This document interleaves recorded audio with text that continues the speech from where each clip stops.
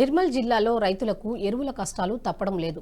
వర్షాలు కురుస్తుండటంతో పంటలకు ఎరువులు వేసేందుకు రైతులు సిద్ధమయ్యారు. ఎరువుల కొరత ఏర్పడటంతో మండలంలోని ప్రాథమిక సహకార సంఘం గోదాం వద్ద ఎరువుల కోసం పడిగాపులు కాస్తున్నారు.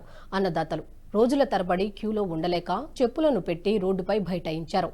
ముందు వచ్చిన వారికి టోకెన్ ఇవ్వాలని కోరారు. సరిపడా ఎరువులు అందుబాటులో లేకపోవడంతో పంటలు నష్టపోతున్నామని ఆవేదన వ్యక్తం చేస్తున్నారు రైతులు.